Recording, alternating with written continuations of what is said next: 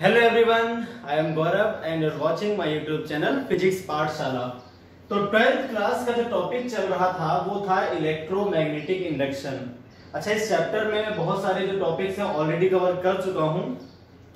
Magnetic flux, Faraday's law of EMI, Lenz law, और जो motional EMF है, किसी भी लूप में मोशन की वजह से जो ईएमएफ आता है उसका पहला पार्ट, यानी जो ट्रांसलेशनल मोशन की वजह से किसी रॉड में जो ईएमएफ होता है प्रोड्यूस, वो हमने कवर कर लिया था लास्ट वीडियो लेक्चर में। कुछ न्यूमेरिकल्स भी उसके कवर कर लिए थे। तो आज हम बात करते हैं motional EMF in a loop by generating area. तो एरिया को इंक्रीज या डिक्रीज करके भी फ्लक्स में चेंज किया जा सकता है, जिसकी वजह से किसी लूप के मैग्नेटिक फ्लक्स में चेंज आएगा और उसमें क्या आएगा, ईएमएफ इंड्यूस हो जाएगा। ठीक है, अब एरिया आपको कैसे चेंज करना है वो समझ लें। तो फिगर मैंने ऑलरेडी बना दिया, आप एक बार ध्यान से देख लें इस फिगर में है क्या। जो ये ब्लैक वायर है ये आपके कनेक्टिंग वायर्स हैं। ठीक है, इनका रेजिस्टेंस ऑलमोस्ट क्या है, 0। इनके रेजिस्टेंस को हम नहीं काउंट करेंगे। यहाँ पर एक रेजिस्टेंस आपने ले ही लिया है पहले से, रेजिस्टेंस R है। और ये आपका एक स्लाइडिंग वायर है जो ब्लू कलर का, ये कैसा वायर है भाई, इसको मान लेते हैं स्लाइडिंग वायर। इसीलिए मैंने डिफरेंट कलर से बना दिए ताकि आपको कंफ्यूजन ना हो। स्लाइडिंग वायर को क्या है, अगर हम ब्लैक वाले वायर्स के ऊपर स्लाइड कराते हैं तो ये हमेशा इनके कांटेक्ट में रहेगा और आगे मूव करता रहेगा। अच्छा, जो कांटेक्ट में रहेगा तो क्या होगा, धीरे धीरे जो एरिया है लूप का, क्लोज लूप का, वो बढ़ता जाएगा। जैसे कुछ देर बाद मान लीजिए यहाँ पर शिफ्ट हो गया तो एरिया आपका बढ़ जाएगा, फिर कुछ देर बाद और एरिया इंक्रीज कर जाएगा। तो स्लाइडिंग वायर की वजह से लूप के एरिया को हम घटा भी सकते हैं और बढ़ा भी सकते हैं। अभी हमने जो कंडीशन ली है उसमें हमने उसको वेलोसिटी दे रखी है 20 डायरेक्शन में। मैग्नेटिक फील्ड आपकी यूनिफॉर्म है, ग्रीन कलर से बना रखी है मैंने। Perpendicular inwards to the plane of paper हमने ले लिया है। क्लियर होगी बात? तो चलिए देखते हैं अब इसका फ्लक्स क्या है ना।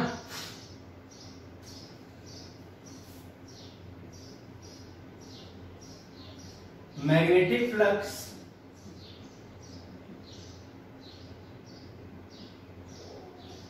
ये L मान लीजिए, ठीक है, और इसको चाहो तो आप x मान सकते हो थोड़ी देर के लिए। ये आपका जो है ये x डिस्टेंस पर है अभी ये। तो magnetic flux linked with coil,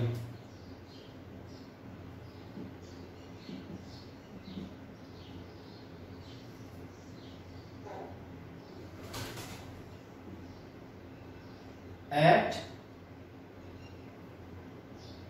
the instant shown in figure। देखिए इसका फ्लक्स क्या आएगा, बी ए, है ना। इसका फ्लक्स क्या आ जाएगा भाई, बी इंटू ए कॉस 0, क्योंकि देखिए इसके प्लेन के परपेंडिकुलर मतलब सीधे बी इंटू ए होता है फ्लक्स। मैं आपको बता चुका हूं फ्लक्स के बारे में, जब भी मैग्नेटिक फील्ड लाइंस किसी प्लेन के परपेंडिकुलर होती हैं तो उसमें फ्लक्स मैक्सिमम होता है, सीधे बी इंटू ए के इक्वल आता है। अब मैग्नेटिक फील्ड होगी, एरिया क्या आ जाएगा, एल इंटू एक्स, पी हो गया आपका फाई, है ना। Now as sliding wire is moving with constant velocity,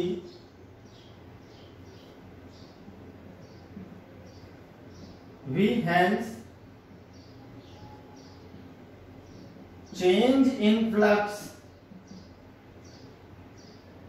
of loop in time dt। अच्छा, कुछ टाइम के बाद क्या होगा, टाइम dt के बाद मान लीजिए आपका स्लाइडिंग वायर यहाँ कहीं शिफ्ट हो गया, आके भाई आगे बढ़ रहा है अभी स्पीड से, तो कुछ दूरी उसने कवर कर ली और आगे बढ़ गया। ये जो डिस्टेंस है जो इसने कवर करी है वो मान लीजिए dx है। यहाँ से यहाँ तक थोड़ा सा बड़ा बना दिया मैंने ताकि आपको देखे, dx काफी छोटा हुआ, थोड़ा सा स्लाइटली मूव किया। टाइम कितना लग गया इसको, dt, है ना। तो जो डी फाई आएगा, चेंज इन फ्लक्स जो आपके पास आएगा वो हो जाएगा क्या भाई, जो डी पीछे देखो b into L into x, तो b और l तो कांस्टेंट है, तो ये आ गया आपके पास d फाई, है ना। और आप जानते हो जो ईएमएफ का फॉर्मूला होता है भाई, ईएमएफ का फॉर्मूला क्या होता है?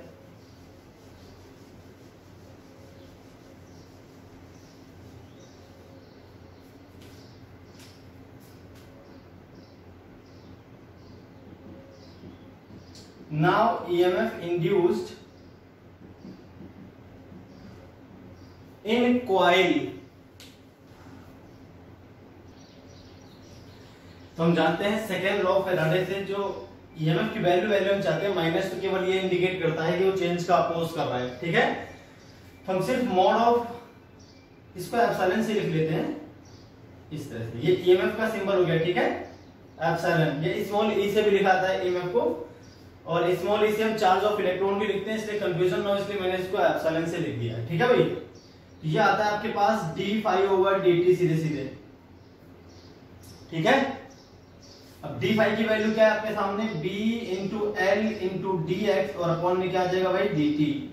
तो b इंटू एल और डी एक्स अपॉन में डी टी को हम बोलेंगे स्पीड। देखिए x इस डायरेक्शन में, अगर आप dt टाइम में dx डिस्टेंस कवर करोगे तो स्पीड ही तो हो गई, तो dx बाई dt क्या आ जाएगा आपके पास, स्पीड। तो b वी एल जो पिछली बार आया था वही फॉर्मूला इस बार भी आपके सामने आ गया, b वी एल, ठीक है।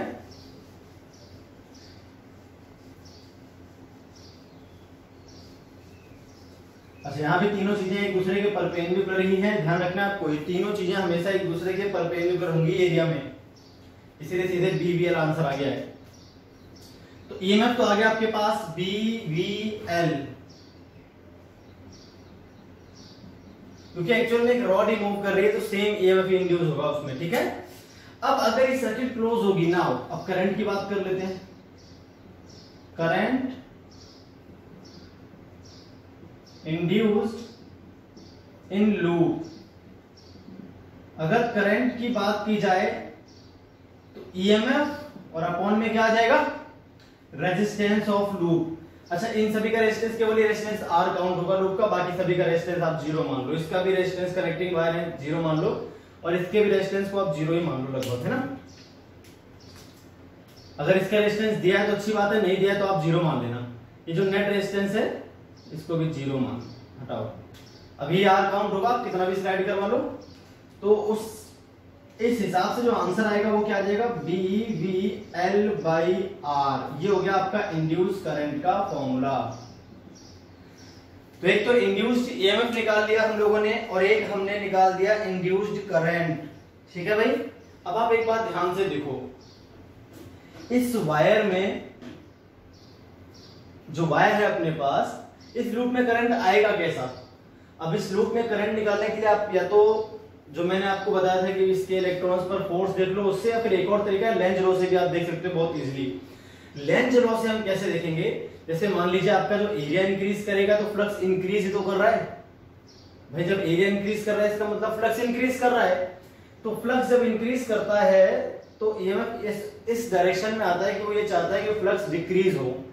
तो जो भी मैग्नेटिक फील्ड है, एरिया इंक्रीज करने की वजह से फ्लक्स हो रहा है इंक्रीज। अब मैग्नेटिक फील्ड है कैसे, क्रॉस, तो अब जो इंड्यूस करंट आएगा वो ऐसी मैग्नेटिक फील्ड प्रोड्यूस करेगा जो इस मैग्नेटिक फील्ड का अपोज करे, क्योंकि वो एरिया को भाई ये चल रहा है लगातार, तो एरिया तो कम नहीं कर सकता, वो तो क्या करेगा, मैग्नेटिक फील्ड की वैल्यू कम कर देगा।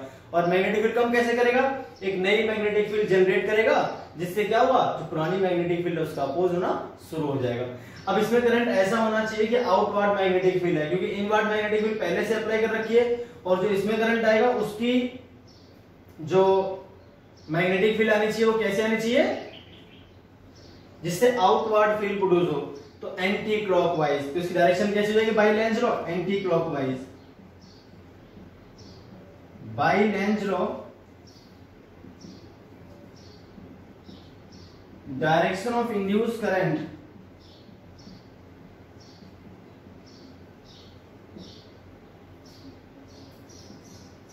will be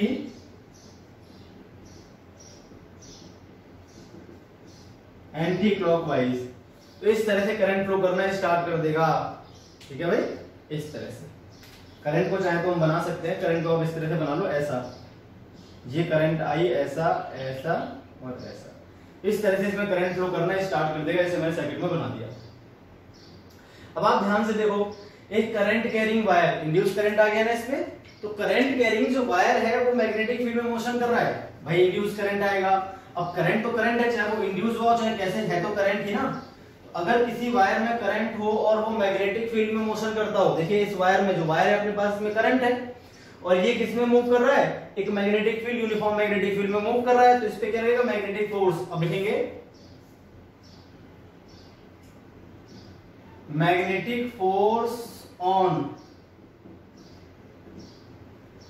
sliding wire carrying induced current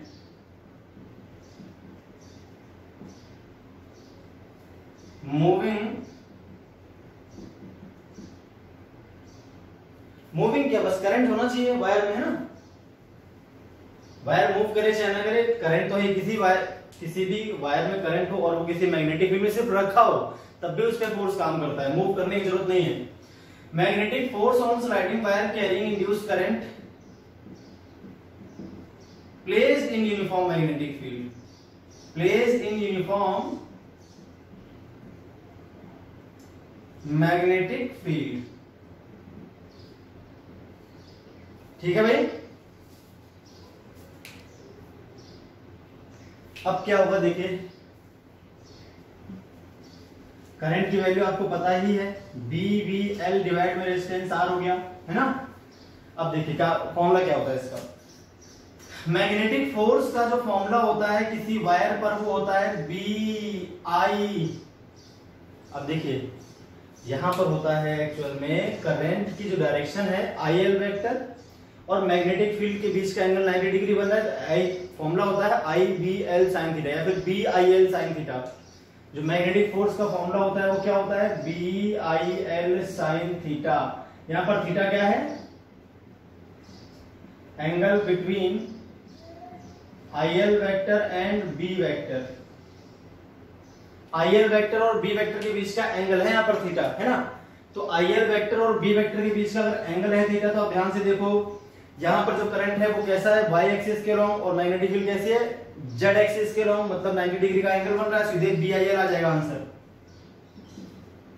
BIL sin 90 लिख दो आप चाहो तो। B और I की वैल्यू क्या बताई थी मैंने, BVL divided by R multiply L। तो मैग्नेटिक फोर्स कितना आ गया वायर पे, B square L square V divided by R। ठीक है, ये आ गया magnetic force on wire. Direction कैसी रहेगी इसकी, डायरेक्शन तो आप L क्रॉस, देखिए फॉर्मूला क्या बताया था मैंने अभी, FM का डायरेक्शन निकाल के दिखाता हूं मैं आपको, IL क्रॉस B, ये तो फॉर्मूला बताया था मैंने, IL क्रॉस B फॉर्मूला बताया था। अब देखिए IL क्रॉस B किस डायरेक्शन में काम करेगा, IL वेक्टर किस डायरेक्शन में है। अगर इसका हम कैप निकालना चाहिए, वेक्टर फॉर्म है, अगर इसका हम कैप निकालना चाहें तो IL वेक्टर का मतलब करंट जिस डायरेक्शन में फ्लो कर रहा है, किस डायरेक्शन में, J कैप में करंट फ्लो कर रहा है, और माइनस K कैप में कौन है भाई, माइनस K कैप में आपकी मैग्नेटिक फील्ड है। अरे magnetic field minus K cap के लॉन्ग है, क्रॉस लगा दिया, पर IL वेक्टर किसके लॉन्ग था, J कैप के लॉन्ग था, डायरेक्शन क्या आ जाएगी, J क्रॉस की होता है आपका I, और माइनस लगाए तो माइनस I। FM कैप किस तरफ आ गया, माइनस I, यानी फोर्स किस डायरेक्शन में काम कर रहा है, directed leftwards, opposite to the direction of motion, ऐसे ही बोल सकते हो। और हमेशा अपोजिट ही रहेगा, ये ध्यान रखना है आपको, हमेशा ऑलवेज। लेंथ लो है ही ऐसा कि जो मैग्नेटिक फोर्स आएगा वो हमेशा वेलोसिटी का अपोज करेगा, ताकि आपको हमेशा वर्क करना पड़े, वही वर्क इसकी एनर्जी बन के इसके अंदर करंट फ्लो करवाएगा। तो हमेशा मैग्नेटिक फोर्स मोशन की डायरेक्शन के अपोजिट डायरेक्शन में ही आना है, कंफर्म बात है ये, ठीक है। तो opposite to the direction of flow of current, इसको साइड में लिख लेना ताकि आपको चल जाए पता कैसे निकाली थी मैंने direction, directed leftward opposite to the direction of motion of sliding wire,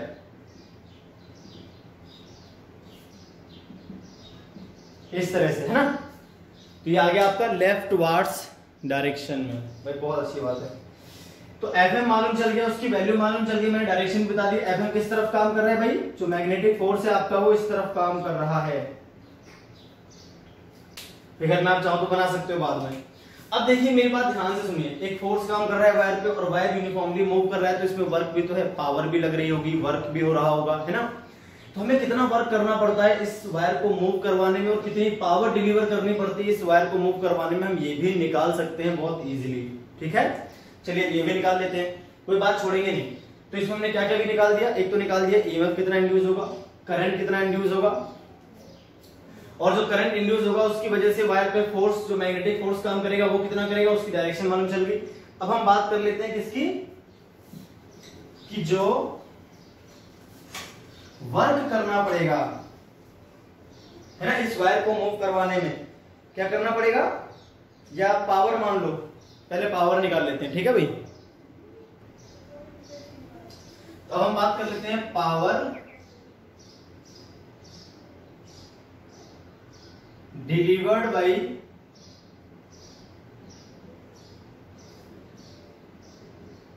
external agent for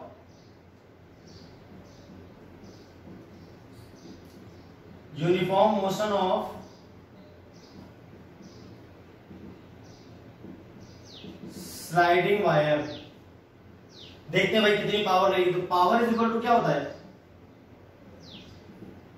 अगर कोई बॉडी जिसपे फोर्स F काम करता हो और वो यूनिफॉर्म स्पीड v से मोशन करती हो तो पावर क्या आएगी हमेशा, F into we,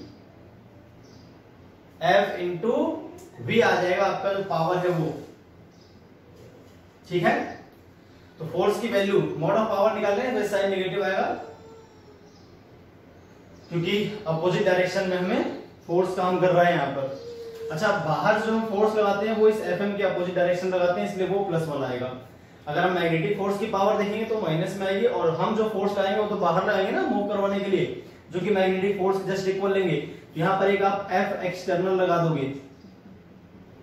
F external किसके बराबर होगा, अगर यूनिफॉर्म मोशन है तो जस्ट बराबर होगा वो एफ मैग्नेटिक के। तो यहाँ पर अभी आप बात करोगे एफ एक्सटर्नल की इंटू वी, ये किसके बराबर होगा, एफ मैग्नेटिक के। एफ मैग्नेटिक किसके बराबर था, बी स्क्वायर, सामने लिखा हुआ है अभी, L square V into V divided by R. तो ये आ गया आपके पास पावर, कैपिटल पी लिख लेते हैं इसको। ठीक है भाई, तो कैपिटल पी का जो फॉर्मूला है वो कितना आ गया, B square V square L square divided by resistance R. इतनी पावर डिलीवर करवानी पड़ेगी, रेट ऑफ डूइंग वर्क, है ना, B square V square L square divided by R. ये हो गया पावर डिलीवर्ड। ये क्या हो गया अपने पास, power delivered by external agent. अब हम बात कर लेते हैं इलेक्ट्रिकल पावर जो डेवलप हो रही है, इसमें इलेक्ट्रिकल पावर कितनी लगती है वो भी बात कर लेते हैं। पावर एक्सटर्नल थी, अब बात कर लेते हैं इलेक्ट्रिकल पावर की।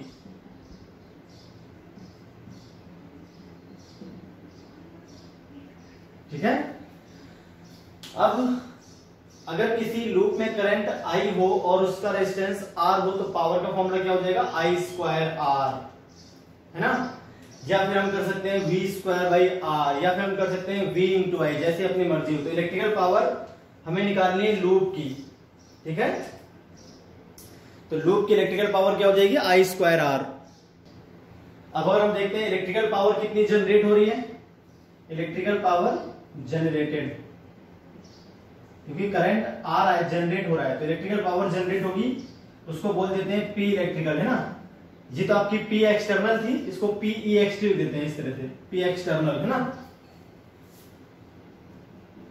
और ये आपकी पी इलेक्ट्रिकल है, तो यह आ जाएगा आई स्क्वायर आर, और आई आपने क्या निकाला था, B V L by R, B square V square L square by R square multiply R. तो ये आ गया आपका B square V square L square divided by R. देखिए पी इलेक्ट्रिकल। अब आप एक बात ध्यान से देखो, P पी एक्सटर्नल जो आ रही है, पावर जो एक्सटर्नल डिलीवर हो रही है वही पावर जनरेट भी हो रही है, मतलब ये कंजर्वेशन ऑफ एनर्जी को फॉलो कर रहा है। ये तो लेंज लॉ ने कहा था, तो कंजर्वेशन ऑफ एनर्जी को भी फॉलो कर रहा है। ये बात हम यहाँ पे लिख देंगे नोट में। जो पी एक्सटर्नल है, पावर जो बाहर एजेंसी से कराई, जो पावर डिलीवर हो रही है किसी एक्सटर्नल एजेंसी से, उतनी ही पावर जनरेट भी हो रही है ना, as power delivered by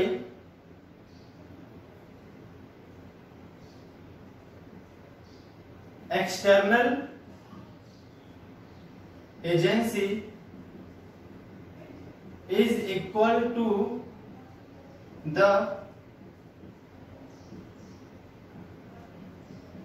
power generated, ठीक है, in loop, hence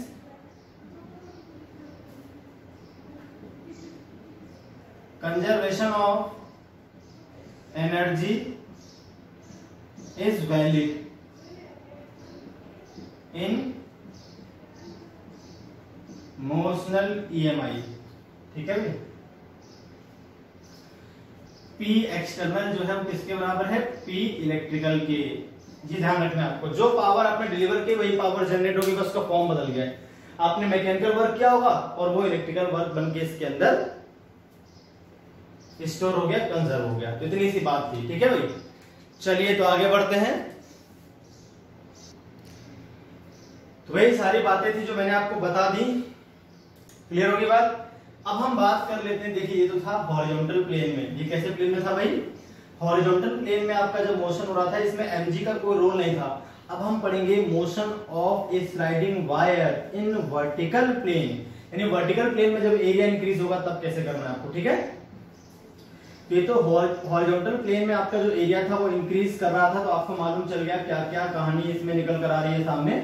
आपने सारी बातें इसमें कर ली कवर। एक तो हो गया इंड्यूस्ड ईएमएफ, एक हो गया इंड्यूस्ड करंट, फिर उसके बाद हमने क्या करा, मैग्नेटिक फोर्स निकाला, फिर पावर एक्सटर्नल निकाली, फिर पावर इलेक्ट्रिकल निकाली, फिर दोनों बराबर भी आ गए तो हमने कंजर्वेशन ऑफ एनर्जी जो है वो भी बता दिया कि वैलिड है इसमें, ठीक है। अब जो हम बात कर रहे हैं वो हम बात कर रहे हैं मोशन ऑफ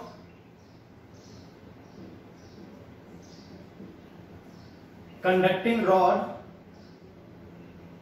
है ना, ये कंडक्टिंग वायर, स्लाइडिंग वायर बोल सकते हैं उसको आप,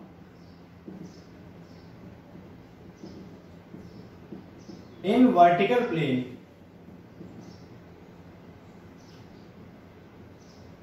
इस तरह से। अच्छा देखिए इसमें क्या है, बाकी सब कुछ वही है, बस जो प्लेन आपका था हॉरिजॉन्टल इस बार ये वर्टिकल है। मतलब यहां पर एक रेजिस्टेंस है, आप ऐसे मान लो, ये रेजिस्टेंस हो गया आपके पास, ठीक है भाई। ये आपके वही स्लाइडिंग वायर्स हैं, ये वर्टिकल प्लेन है इस बार, और यहां पर आपके पास सॉरी ये कनेक्टिंग वायर्स हैं, और स्लाइडिंग वायर इनके ऊपर हमेशा कनेक्शन में रहता हुआ नीचे आ रहा है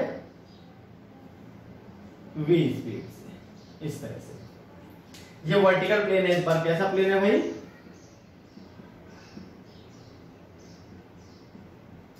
वर्टिकल प्लेन है। ये आपके कनेक्टिंग वायर्स है, स्लाइडिंग वायर है जो ब्लू कलर का मैंने बना दिया है इसमें, और इसका मोशन होगा इस बार वर्टिकल प्लेन में, जैसे कि मैंने आपको दिखा रखा है इसमें, ठीक है। तो फिगर आप बना लो। अब इसके बाद देखते हैं क्या करना है इसमें। अच्छा एक मिनट पहले इसकी जो स्पीड है इसको v ना मानते हुए पहले हम करते हैं इसको रेस्ट से स्टार्ट, ठीक है। हमने क्या किया, एक वायर है अपने पास, ये ऐसे इसको होल्ड करके रखा हुआ था और छोड़ दिया, है ना। एट रेस्ट से मैंने इसको रिलीज कर दिया। देखिए क्या होगा, अब जैसे जिसका वजन नीचे काम कर रहा है, वेट जो है वो mg काम कर रहा है नीचे की ओर, इस वायर का मास m मान लेते हैं, तो इसका जो वेट है वो mg काम कर रहा है नीचे की ओर, तो इसकी स्पीड क्या होगी, इंक्रीज करेगी। जैसे जैसे इसकी स्पीड इंक्रीज करेगी वैसे वैसे जो इंड्यूस्ड ईएमएफ है उसकी वैल्यू होती है BVL, वो तभी हमने पढ़ लिया। एरिया तो वैसे जनरेट होगा, वर्टिकल हो चाहे हॉरिजॉन्टल, आपका जो इंड्यूस्ड ईएमएफ आएगा वो तो BVL ही आना है। तो जैसे जैसे इसकी स्पीड इंक्रीज करेगी वैसे वैसे इंड्यूस्ड ईएमएफ भी इंक्रीज करेगा, वैसे वैसे आपका इंड्यूस्ड करंट भी आपका इंक्रीज करेगा।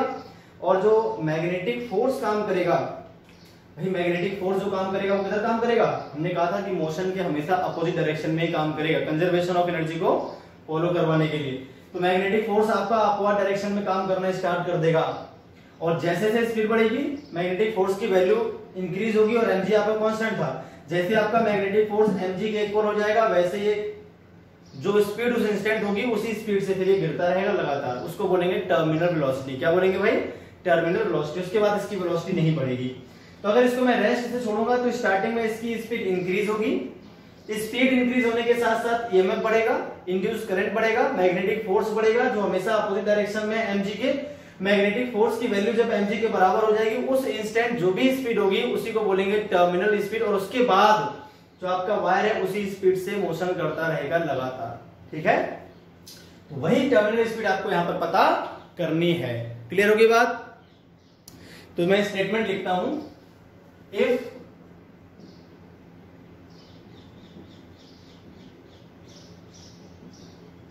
sliding wire is released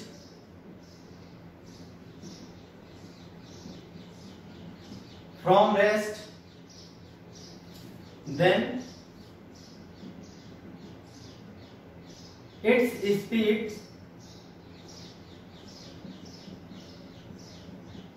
increases with time, hence induced EMF, induced current and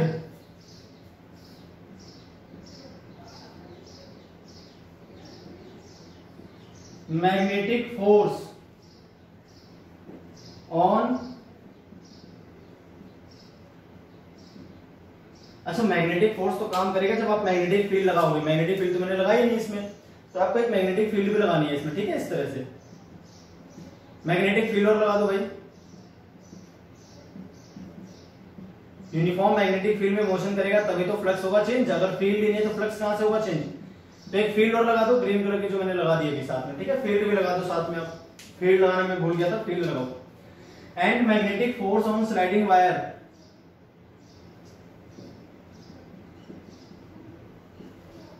also increases, which is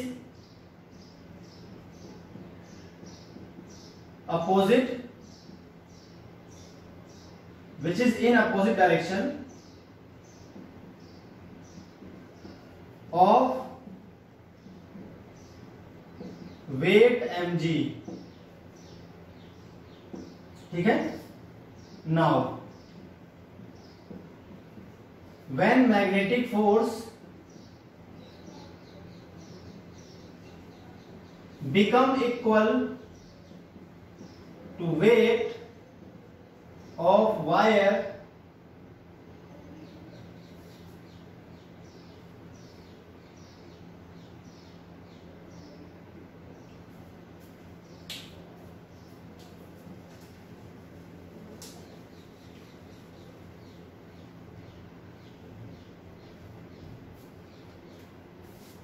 speed common लगा दें यहाँ पे, then speed of wire become constant, then speed of wire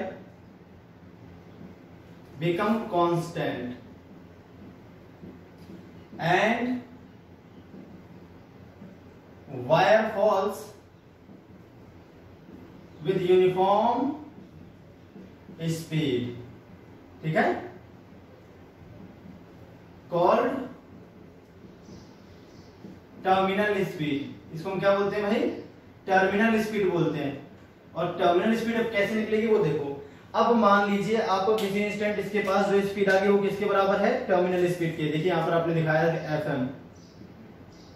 ठीक है, और जो इसकी स्पीड, इसके पास जो स्पीड आ गई है वो कौन सी स्पीड आ गई, टर्मिनल। तब इसका मतलब दोनों क्या है, बराबर है उस कंडीशन में। तो उस कंडीशन में FM किसके बराबर होता है, mg के बराबर होता है। जब आपकी स्पीड टर्मिनल स्पीड के बराबर हो जाती है तो FM किसके बराबर हो जाता है, mg के। उससे पहले आपकी स्पीड इंक्रीज कर रही होती है, एफएम इंक्रीज कर रहा होता है। जैसे ही ये इसके बराबर होगा उसके बाद दोनों फोर्स बराबर, नेट फोर्स 0, स्पीड बढ़ना बंद। यही कांस्टेंट स्पीड रह जाएगी इसके बाद। एफएम का फॉर्मूला भी मैंने आपको बताया था, मैग्नेटिक फील्ड बी लगा रखी है तो बी स्क्वायर, इस वायर की लेंथ को मान लेते हैं एल, क्या मान लेते हैं L,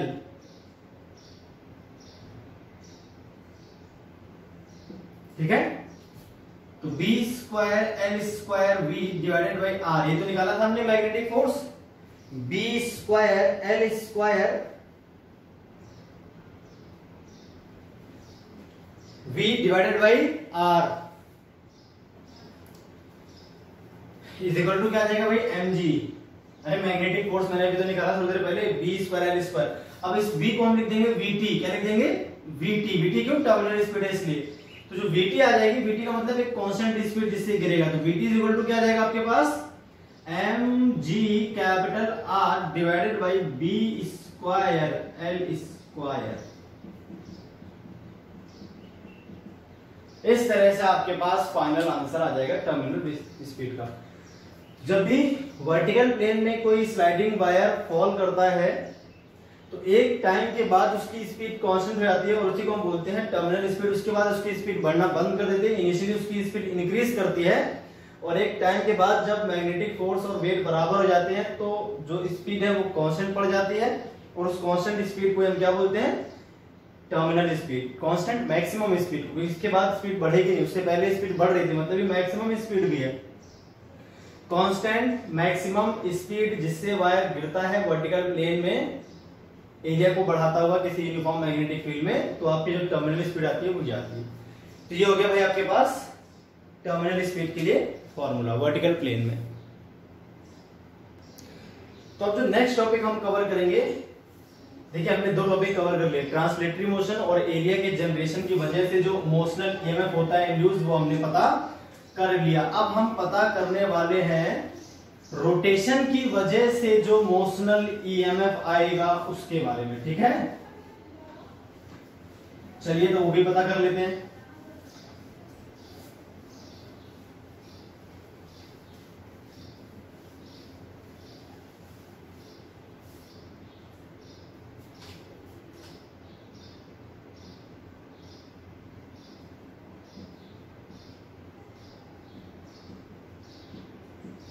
motional EMF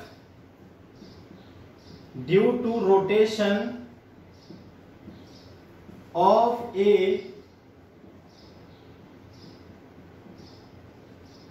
conducting rod इन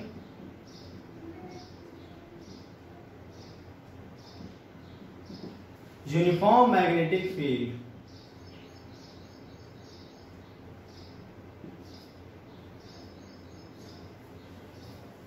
ठीक है भाई, चलिए तो देखते हैं इसमें क्या है, क्या सिस्टम बनेगा इसका। इसमें क्या आपके पास एक रॉड होगी, ठीक है, ये मान लीजिए एक रॉड है आपके पास, ठीक है, इस तरह से ये हो गई रॉड और ये अपने एक एंड पर फिक्स्ड है। एक एंड पर क्या है ये भाई फिक्स्ड कर दिया आपने, एक एंड पर इसको फिक्स कर दिया है। और इसके बाद क्या किया गया है, यूनिफॉर्म मैग्नेटिक फील्ड है आपके पास इस तरह से,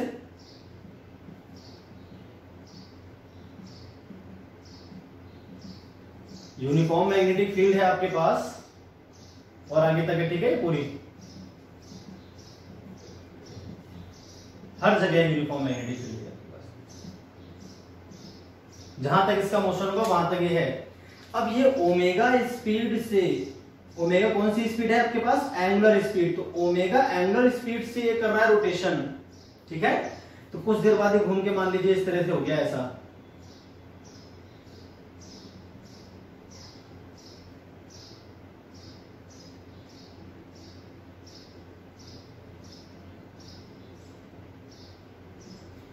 इस तरह से घूम रहा है और उसकी जो एंगुलर स्पीड है वो क्या दे रखी है भाई आपको, ओमेगा।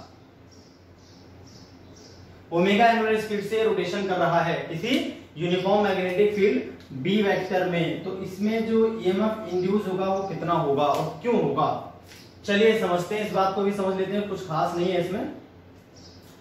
x डिस्टेंस पर जाकर एक छोटा सा एलिमेंट यहां पर आप dx मान लोगे, ठीक है, छोटा सा एलिमेंट क्या मान लोगे आप, dx। अगर उसको हम ध्यान से देखें तो वो भाई इस तरह के पाथ पर चक्कर लगा रहा होगा,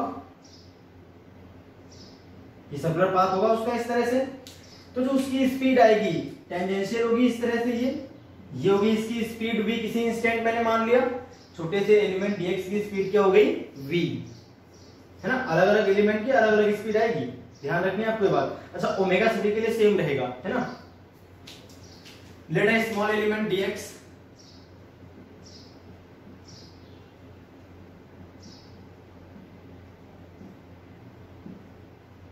at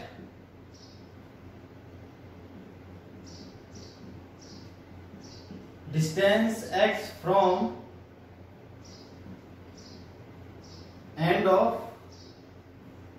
fixed end लिख देते हैं ना, from fixed end of conductor, let its speed is v, then induced EMF in it।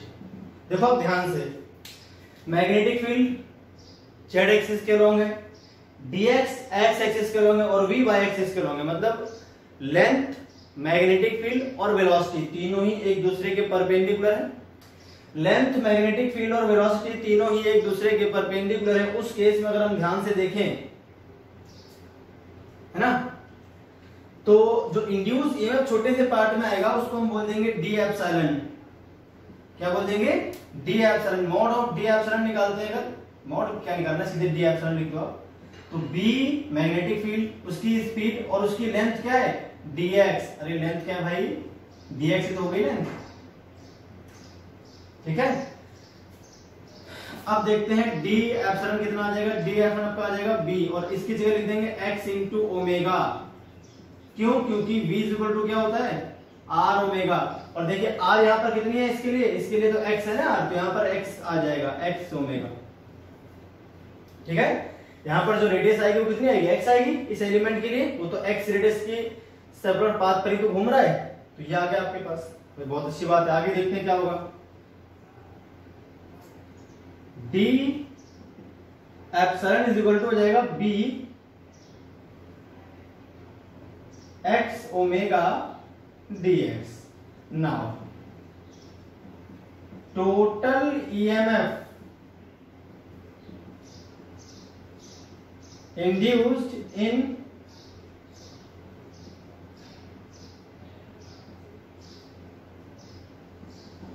conducting rod। तो भाई ईएमएफ का फॉर्मूला क्या हो जाएगा, इंटीग्रेट कर लेंगे, कहां से कहां तक, जीरो से लेकर, पूरी लेंथ इसकी मान लेते हैं L है, पूरी लेंथ क्या भाई इसकी L, जीरो से लेकर L तक। तो क्या आ जाएगा आपके पास, b और ओमेगा तो कांस्टेंट है, वो आ जाएंगे आपके पास बाहर, x dx अंदर बचेगा जीरो से लेकर L, तो ये आपके पास आ जाएगा b omega x square by 2 epsilon, जो आ गया आपके पास b omega x square by 2।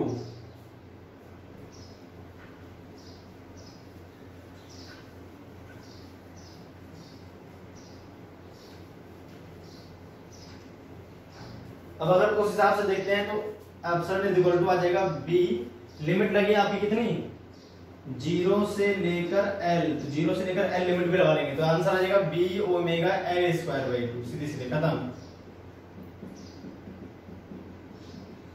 Rotation की वजह से जो ईएमएफ होता है इंड्यूस, वो आपके सामने ये है, b omega L square by 2। Current current निकालना है तो बस रेजिस्टेंस से डिवाइड करना है, बाकी सारी चीजें हम इजीली निकाल सकते हैं। इंड्यूस्ड ईएमएफ होता है मेन। क्लियर होगी बात, तो इस तरह से आपको निकालना है इंड्यूस्ड ईएमएफ।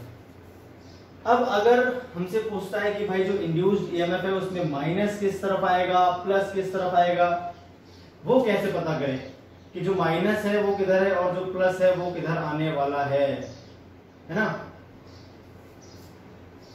तो कुछ खास नहीं करना आपको, ईएमएफ तो आएगा कंफर्म है, इसके दोनों जो एंड्स हैं उसके बीच पोटेंशियल ड्रॉप लग जाएगा। अब अगर आप ध्यान से देखो तो जो ये पूरा वायर है इस इंस्टेंट इधर जा रहा है, v सभी की स्पीड तो v एक डायरेक्शन में होगी ना, अलग अलग होगी लेकिन होगी तो वर्टिकल डायरेक्शन में ना। अगर इस इंस्टेंट बात करते हैं, इसी इंस्टेंट बात करें जब ये आपका हॉरिजॉन्टल रॉड, तब सभी एलिमेंट्स जो आएंगे वो वर्टिकल डायरेक्शन में अपनी स्पीड को दिखा रहे होंगे इस तरह से ऊपर की तरफ, ठीक है, जे एक्सिस के रोम, वाई एक्सिस के रोम सॉरी। अगर हम देखते हैं यूनिफॉर्म मैग्नेटिक फील्ड कैसी थी आपकी, देखिए मैग्नेटिक फील्ड कैसी अंदर की ओर, आप कुछ खास नहीं करना, आपको सिर्फ ये देखना है। अब देखिए अगर ये ऐसे घूम रहा है इस तरह से ना, कि यूनिफॉर्म मैग्नेटिक फील्ड में जो कि अंदर की तरफ है, इस कंडक्टर के जो फ्री इलेक्ट्रॉन्स हैं इसके साथ मूव कर रहे होंगे। अब मान लीजिए कंडक्टर आपका v स्पीड से इधर मूव करता हुआ दिख रहा है आपको इस इंस्टेंट, है ना। तो अगर ये v स्पीड से इधर मूव करता हुआ दिख रहा है तो इसके अंदर जो इलेक्ट्रॉन्स हैं वो भी इसके साथ v स्पीड से इधर ही मूव कर रहे हैं, तो उन पे फोर्स देख लीजिए किस तरफ काम कर रहा है। एक और तरीका बता दूंगा उसके बाद में, पहले अभी ये देख लेते हैं। तो फोर्स किस तरफ काम कर रहा है उस पे, इलेक्ट्रॉन पे फोर्स निकालते हैं हम लेफ्ट हैंड रूल से। अब इलेक्ट्रॉन का जो मोशन होगा उसके अपोजिट डायरेक्शन में, तो आपको मिडिल फिंगर कर देंगे, तो मिडिल फिंगर होगी नीचे की तरफ, मैग्नेटिक फील्ड किस तरफ है, अंदर की तरफ। तो जो फोर्स आ रहा है इलेक्ट्रॉन्स पे वो किधर आ रहा है, बाहर की तरफ, मतलब इलेक्ट्रॉन्स आपके इधर शिफ्ट हो जाएंगे, इलेक्ट्रॉन यहाँ इकट्ठे हो जाएंगे इस जगह पे, तो यहाँ आ जाएगा आपके पास नेगेटिव और यहाँ क्या आ जाएगा आपके पास पॉजिटिव। क्लियर होगी बात, ये नेगेटिव हो जाएगा इससे, ये वाला क्या हो जाएगा आपका पॉजिटिव हिस्सा हो जाएगा। क्लियर होगी बात। तो ये आ गया आपके पास भाई ईएमएफ कितना आएगा, इधर आ जाएगा आपके पास पॉजिटिव, इधर आ जाएगा आपके पास नेगेटिव। आपको क्या करना है, जब भी रॉड मूव करेगी तो आपको कुछ खास नहीं करना, रॉड के इलेक्ट्रॉन्स को देखो किधर मूव कर रहे हैं, है ना, और लेफ्ट हैंड रूल लगा दो, फ्लेमिंग का लेफ्ट हैंड रूल, उनके फोर्स किस डायरेक्शन में काम करता है ये निकाल दो, जिधर भी वो इकट्ठे होंगे उस तरफ नेगेटिव आ जाएगा आपके पास पोटेंशियल, और उसके अपोजिट डायरेक्शन में पॉजिटिव आ जाएगा। तो ये रॉड अगर ऊपर की तरफ मूव कर रही है इस इंस्टेंट, इसी इंस्टेंट देखिए इस इंस्टेंट अगर रॉड ऊपर की तरफ मूव कर रही है तो उसके इलेक्ट्रॉन भी रॉड के साथ ऊपर की तरफ मूव कर रहे हैं। अब फ्लेमिंग के लेफ्ट हैंड रूल में ये था मोशन ऑफ पॉजिटिव चार्ज, तो अगर नेगेटिव चार्ज है तो उसका अपोजिट डायरेक्शन में दिखाना है।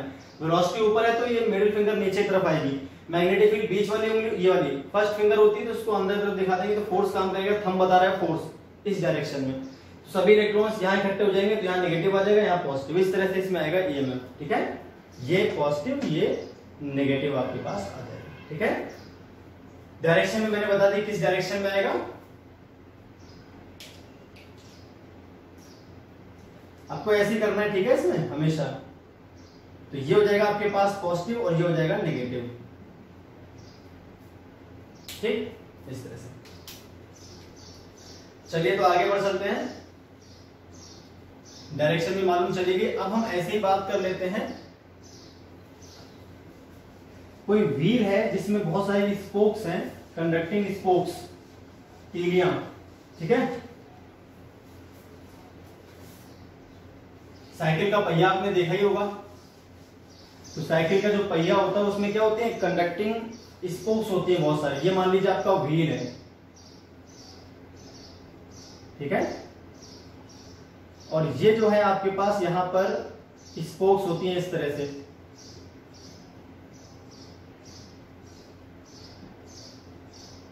बहुत सारी क्या होती है अपने पास स्पोक्स होती हैं, इनको ताड़ियां बोलते हैं, जो भी आप बोल दोगे।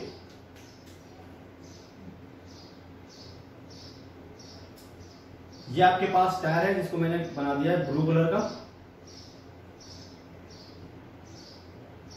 और उसके अंदर की स्पोक्स को मैंने रहने दिया है ब्लैक में, ठीक है भाई। अब अगर ये करता है रोटेट, अगर ये एंगुलर स्पीड ओमेगा से, अच्छा पिछली बार मैंने ऐसे घुमाया था ना, इस बार भी इसको भी ऐसे घुमा दो, ओमेगा से करते हैं इसको रोटेट, और वही मैग्नेटिक फील्ड है आपके पास फिर से क्रॉस क्रॉस, ये अपनी जगह पर अपनी फिक्स यानी सेंटर के अबाउट कर रहा है रोटेशन, फिक्स्ड कर दिया मैंने इसको इसके सेंटर पे, और उसके अबाउट ये कर रहा है रोटेशन, यहां पर ये फिक्स्ड है इस जगह पे, ठीक है, ये रोटेशन कर रहा है। तो अब इसमें कितना ईएमएफ आएगा, EMF induced in A rotating cycle wheel in uniform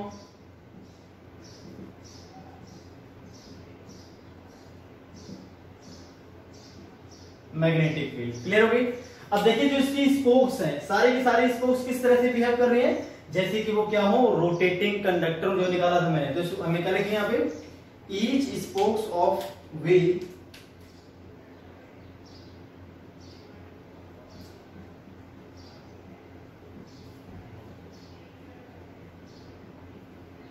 behaves like a rotating rod, है ना, in uniform magnetic field। तो EMF induced in each spoke, EMF induced in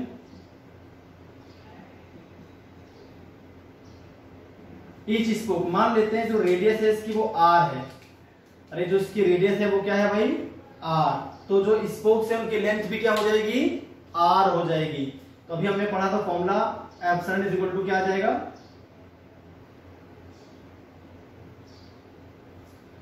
B V L square by 2 था ना, तो यहां पे आ जाएगा are, B नहीं आता, ओमेगा आता है, B omega L square by 2 था ना फॉर्मूला, जब एल लेंथ का रॉड घूम रहा था, अगर आर लेंथ की रॉड घूम रही है तो B omega R square by 2 हो जाएगा।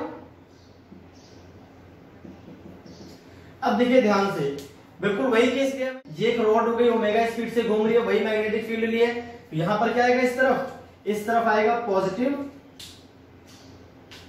यहां पर तो आएगा पॉजिटिव, यहां पर आ जाएगा नेगेटिव। सिमिलरली इसके लिए यहां पर आ जाएगा पॉजिटिव, यहां पर आ जाएगा नेगेटिव, इसके लिए यहां पर पॉजिटिव, यहां पर नेगेटिव, नीचे वाले के लिए पॉजिटिव नेगेटिव, इसके लिए पॉजिटिव नेगेटिव, सब घूम तो वैसे ही रहे ना, positive negative positive negative.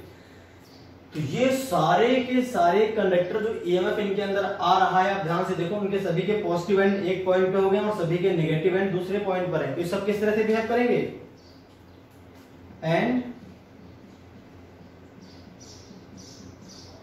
polarity of EMF in each spoke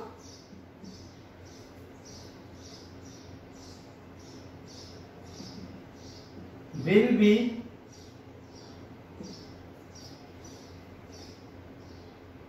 as shown in figure।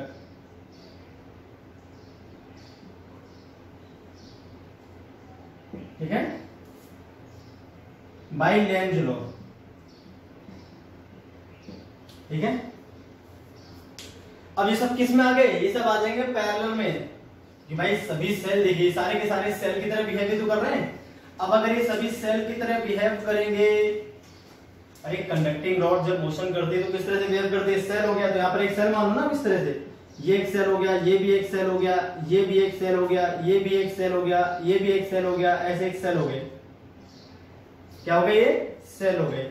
और ये सारे सेल किस में कनेक्ट हो गए, पैरेलल में, सभी के पॉजिटिव एंड एक पॉइंट पर, सभी के नेगेटिव एंड दूसरे पॉइंट पर, बाकी तो व्हील है ना, कंडक्टिंग रिम लोहे की जो होती है। तो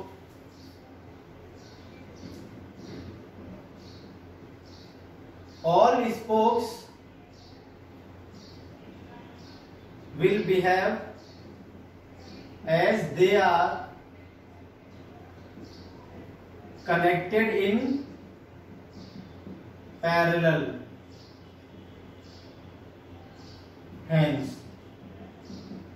नेट क्या आ जाएगा भाई, सभी आइडेंटिकल स्पोक्स हैं, आइडेंटिकल सेल जब पैरेलल में जुड़े होते हैं तो उनका नेट ईएमएफ किसी एक सेल के ईएमएफ के बराबर ही आता है। अगर वो सीरीज में जुड़े होते हैं तो n इंटू 1 के बराबर आता। अगर मान लीजिए n सेल है आपके सीरीज में जुड़े हैं तो सभी का ईएमएफ सेम है, तो n इंटू 1 का ईएमएफ आ जाएगा सीरीज में नेट ईएमएफ। और अगर वो पैरेलल में कनेक्ट है और किसी एक का ईएमएफ आपका एप्सिलॉन दे रखा है तो एक के ईएमएफ के बराबर ही सभी का ईएमएफ आता है। ठीक है, पैरेलल में तो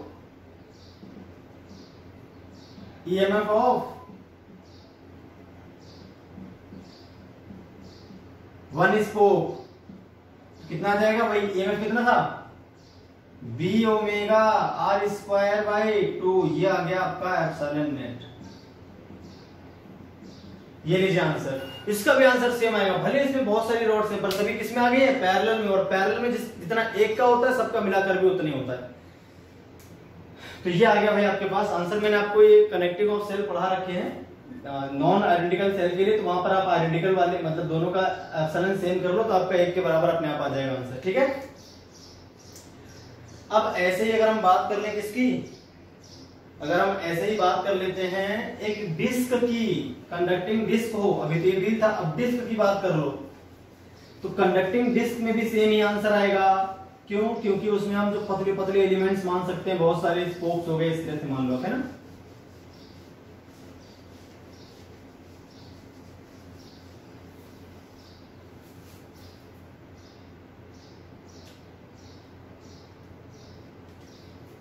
तो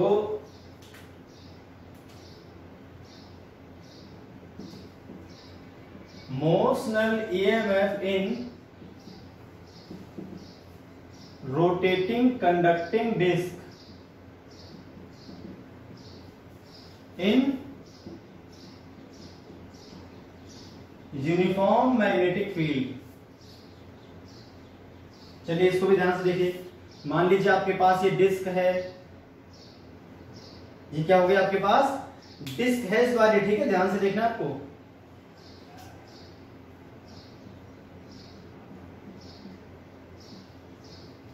ये पूरी एक डिस्क है। अब डिस्क में अभी गंदा लग रहा है, अब डिस्क समझ लेना, ठीक है, अपने आप ये डिस्क है, पूरी सॉलिड है ये। अच्छा, इसकी रेडियस क्या है भाई, इसकी रेडियस होगी r। तो डिस्क को अगर हम ध्यान से देखें तो स्मॉल स्मॉल पार्ट्स ले लो, इसमें एक पार्ट ले लिया, फिर दूसरा पार्ट, फिर तीसरा पार्ट, तो इस तरह की इनफिनाइट स्पोक्स बनेगी, है ना। Disc can be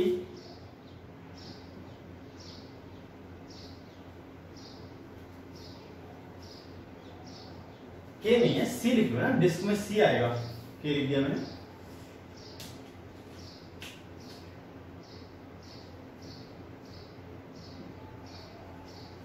disc can be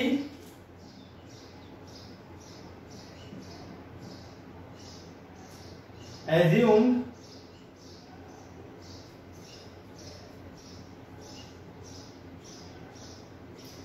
to be made up of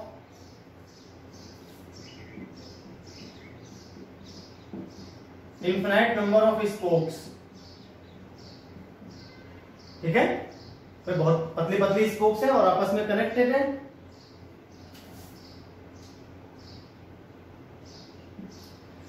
तो इसका भाई एक चाहे एन स्पोक हो, क्योंकि हम जानते हैं सभी स्पोक में सेम आता है ईएमएफ, और सभी स्पोक इस तरह से बिहेव करेंगे जैसे वो पैरेलल में कनेक्ट हो, तो फिर से आंसर क्या आ जाएगा इस बार, सेम आ जाएगा, है ना। क्योंकि नंबर ऑफ स्पोक से डिपेंड ही नहीं कर रहा है एप्सिलॉन नेट, तो किसी एक स्पोक के ईएमएफ के बराबर आता है। हेंस एप्सिलॉन नेट जो आ जाएगा वही आ जाएगा B omega R square by 2। इस वाले केस में भी आपका सेम ही आंसर आ जाएगा, B omega R square by 2। अगर ये अपने सेंटर के अबाउट घूम रहा है ओमेगा स्पीड से, ओमेगा मतलब वेलोसिटी से अगर कोई डिस्क घूमेगी तो उसका भी आंसर सेम आएगा, क्योंकि उसको हम क्या मान सकते हैं, इनफिनाइट नंबर ऑफ स्पोक्स, और वो किसमें कनेक्टेड है, पैरेलल में, ठीक है। यहां सामने करें इसके spokes which are connected in parallel,